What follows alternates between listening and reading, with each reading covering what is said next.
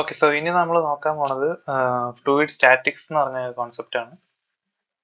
ഇനി ഫസ്റ്റ് അതിനകത്ത് വരുന്നതെന്ന് പറഞ്ഞാൽ പ്രഷർ ഡെൻസിറ്റി ഹൈറ്റ് റിലേഷൻഷിപ്പ് ആണ്. ഇപ്പോൾ ഒരു സ്റ്റാറ്റിക് ഫ്ലൂയിഡ് എടുക്കുകയെന്ന് വിചാരിച്ചു. ഇപ്പോൾ നമ്മളൊരു കണ്ടെയ്നറിനകത്ത് കുറച്ച് വെള്ളം ഉണ്ടെന്ന് വിചാരിച്ചോ. ഈ ഒരു കണ്ടെയ്നർ മൂവ് ചെയ്യുന്നില്ലെങ്കിൽ ആ ഒരു കണ്ടീഷനെ നമുക്ക് സ്റ്റാറ്റിക് ഫ്ലൂയിഡ് കണ്ടീഷൻ എന്ന് പറയാം. ഇപ്പൊ ഇതിനകത്ത് നമ്മളൊരു പോയിന്റ് സെലക്ട് ചെയ്യുന്നു. ഓക്കെ, ഈ ഒരു പോയിന്റ് മേളിലേക്ക് പോവുകയാണെങ്കിൽ നമുക്ക് ഇതിന്റെ ഡയറക്ഷൻ ഇങ്ങനെ എടുക്കാം. മേളിലേക്ക് പോകുന്നത് z ഡയറക്ഷൻ, ഇവിടേക്ക് പോകുമ്പോൾ എക്സും ഇങ്ങോട്ട് വരുമ്പോൾ y ആയിട്ട് എടുക്കുകയാണെങ്കിൽ ഈ ഒരു പോയിന്റിന്റെ മേളിലേക്ക് പോകും തോറും ഈ പ്രഷർ എന്ന് പറയുന്നത് കുറഞ്ഞുകൊണ്ടിരിക്കും.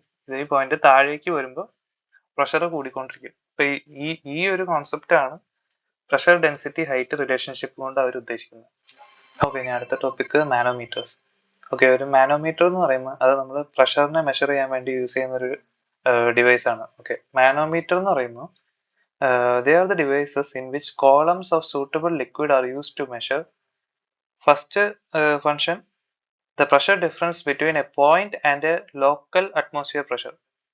ഒരു പോയിന്റും ലോക്കൽ അറ്റ്മോസ്ഫിയർ പ്രഷർ എന്ന് ഉദ്ദേശിക്കുന്ന ഇപ്പൊ നമ്മളിപ്പോ ഇരിക്കുന്ന റൂമിലുള്ള അറ്റ്മോസ്ഫിയറിന്റെ ആ ഒരു പ്രഷർ, അല്ലെങ്കിൽ ആ സിസ്റ്റം ഇരിക്കുന്ന ആ അറ്റ്മോസ്ഫിയറിന്റെ പ്രഷർ, അതിനെയാണ് ലോക്കൽ അറ്റ്മോസ്ഫിയർ പ്രഷർ എന്ന് പറയുന്നത്. ഓക്കെ, നെക്സ്റ്റ് ഇതാണ് ആദ്യത്തെ ഫംഗ്ഷൻ. അതായത് നമ്മുടെ ഇപ്പൊ ഈ ഒരു സിസ്റ്റവും ലോക്കൽ അറ്റ്മോസ്ഫിയർ പ്രഷറും തമ്മിലുള്ള ഡിഫറൻസ് കണ്ടുപിടിക്കാനാണ് ഫസ്റ്റ് ഒബ്ജക്റ്റീവ്. രണ്ടാമത്തേതെന്ന് പറഞ്ഞാൽ the pressure difference between two points, differential manometer. ഇപ്പോൾ ഡിഫറൻഷ്യൽ മാനോമീറ്ററിൽ എങ്ങനെയാന്ന് വെച്ചാൽ ഇപ്പോൾ ഇതാണ് പോയിന്റ് എ, ഇതാണ് പോയിന്റ് ബി. ഈ ഒരു സ്ഥലത്ത് ഒരു ഗ്യാസോ എന്തെങ്കിലും ഉണ്ടെന്ന് വിചാരിച്ചു. ഇത് അതുപോലെ ഇവിടെ വേറൊരു ഗ്യാസ് എന്തോ ഉണ്ട്. അപ്പൊ ഈ രണ്ട് ഗ്യാസിന്റെ പ്രഷർ ഡിഫറൻസ് അറിയാനും നമുക്ക് ഈ പറഞ്ഞ മാനോമീറ്റർ യൂസ് ചെയ്യാം. ഓക്കെ, ഇനി മാനോമീറ്ററിൽ തന്നെ പല പല ടൈപ്സ് ഉണ്ട്. ആദ്യത്തെ ടൈപ്പാണ് സിമ്പിൾ ടൈപ്പ്, രണ്ടാമത്തത് ഡിഫറൻഷ്യൽ ടൈപ്പ്. സിമ്പിൾ ടൈപ്പിൽ വരുന്നതാണ് പീസോമീറ്റർ, യൂട്യൂബ് മാനോമീറ്റർ, അതുപോലെ ഇൻക്ലൈൻഡ് മാനോമീറ്റർ ഉണ്ട്. അതുപോലെ ഡിഫറൻഷ്യലിൽ തന്നെ യൂട്യൂബ് ഡിഫറൻഷ്യൽ മാനോമീറ്റർ ഉണ്ട്, ഇൻവേർട്ടഡ് യൂട്യൂബ് ഡിഫറൻഷ്യൽ മാനോമീറ്റർ ഉണ്ട്. അങ്ങനത്തെ പല കേസസ് വരുന്നുണ്ട്. പക്ഷെ നമുക്ക് എക്സാമിന് മെയിൻ ആയിട്ട് ഈ ഒരു ഫസ്റ്റ് കേസ് യൂട്യൂബ് മാനോമീറ്റർ, സാധാരണ സിമ്പിൾ യൂട്യൂബ് മാനോമീറ്ററും പിന്നെ ഡിഫറൻഷ്യൽ യൂട്യൂബ് മാനോമീറ്ററും പിന്നെ വേണമെങ്കിൽ അവർക്ക് ഇൻവേർട്ടഡ് യൂട്യൂബ് മാനോമീറ്റർ എന്ന് പറഞ്ഞിട്ട് ഇതിനകത്ത് ഇങ്ങനെയുള്ളതോ പകരമായിട്ട് ഇങ്ങനെ വെച്ചുകൊണ്ടുള്ള ചോദ്യം ചോദിക്കാം. പക്ഷെ അതിനകത്താണെങ്കിലും ബേസിക് പ്രിൻസിപ്പിൾ സെയിം ആയിരിക്കും. ഓക്കെ, ഇപ്പൊ ഇതിനകത്ത് ഇങ്ങനെ ഒരു ചോദ്യം അല്ലെങ്കിൽ ഇങ്ങനെ എന്തെങ്കിലും വരുവാണെങ്കിൽ ഇവിടെ എന്ന് പറഞ്ഞാൽ ഇതാണ് നമ്മുടെ ലിക്വിഡ്. ഈ ലിക്വിഡ് ഇത്രയും പോർഷൻ വരെ ലിക്വിഡ് ആണ്. അത് കഴിഞ്ഞ് ഇവിടെ നിന്ന് ഇത്രയും പോർഷൻ വരെ നമ്മുടെ മെർക്കുറി ആയിരിക്കും സാധാരണ യൂസ് ചെയ്യാറ് മാനോമീറ്ററിന്റെ ലിക്വിഡായിട്ട്. കാരണം അതിന്റെ ഡെൻസിറ്റി ഭയങ്കര ഹൈ ആയിരിക്കും. ഡെൻസിറ്റി ഭയങ്കര ഹൈ ആയതുകൊണ്ട് നമുക്ക് അധികം ലെങ്ത് ഉള്ള കോളമിനെ യൂസ് ചെയ്യേണ്ടി വരുന്നില്ല. അപ്പം സാധാരണ ഇങ്ങനത്തെ ക്വസ്റ്റ്യൻ ചെയ്യേണ്ടതെന്ന് പറഞ്ഞാൽ നമുക്ക് ഒറ്റ ലൈനിലുള്ള രണ്ട് പോയിന്റ് സെലക്ട് ചെയ്യണം.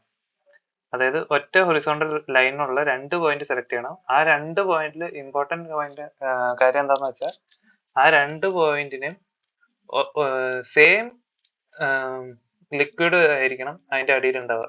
ഇപ്പൊ ഈ പോയിന്റ് 1ഉം പോയിന്റ് 2ഉം എടുക്കുകയാണെങ്കിൽ അതിന്റെ അടിയിലുള്ള ഇത്രയും പോർഷൻ ഒരേ സെയിം ലിക്വിഡ് ആണ്.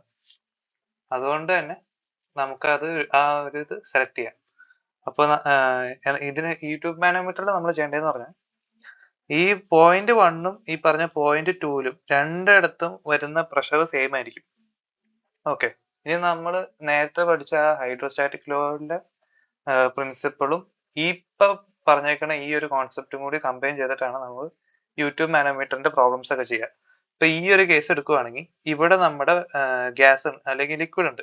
ഈ ലിക്വിഡിന് ഒരു പ്രഷർ ഉണ്ടാവും. ഓക്കെ, ആ ഒരു പ്രഷർ പി എന്ന് എടുക്കാം. ഈ പി പ്രഷറും പിന്നെ ഇവിടെ ഉള്ള ഈ ലിക്വിഡിന്റെ ഇത്രയും ഭാഗത്തുള്ള എക്സ് ഡിസ്റ്റൻസ് വരുന്ന ഹൈറ്റ്, ആ ഒരു എക്സ് ഹൈറ്റ് കാരണം ഈ പോയിന്റ് 1 എന്തോരം പ്രഷർ വരുന്നുണ്ടെന്ന് നമ്മൾ ആദ്യം കാൽക്കുലേറ്റ് ചെയ്യണം. അതാണ് ഫസ്റ്റ് സ്റ്റെപ്പ്. അത് കഴിഞ്ഞിട്ട് പോയിന്റ് 2 എടുക്കുക. പോയിന്റ് 2 എടുക്കുമെന്ന് പറഞ്ഞാൽ പോയിന്റ് 2ന്റെ മേളിൽ എന്തോരം ഉണ്ട്? പോയിന്റ് 2ന്റെ മേളിൽ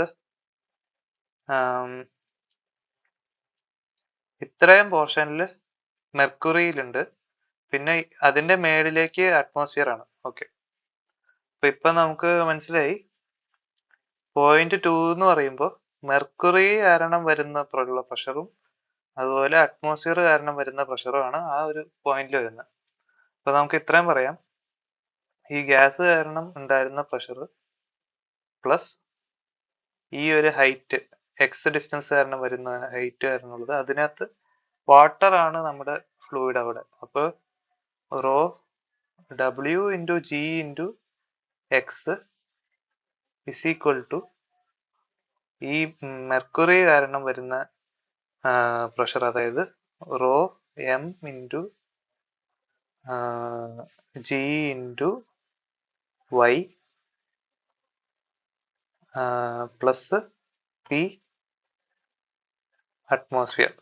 ഓക്കെ, അപ്പൊ ഇപ്പൊ നമ്മൾ സിമ്പിൾ മാനോമീറ്ററിന്റെ ഫംഗ്ഷൻ നമ്മൾ പറഞ്ഞായിരുന്നു. ഒരു ഏതെങ്കിലും ഒരു പോയിന്റിലുള്ള പ്രഷറും അറ്റ്മോസ്ഫിയർ പ്രഷറും തമ്മിലുള്ള ഡിഫറൻസ് കണ്ടുപിടിക്കാനായിരുന്നു.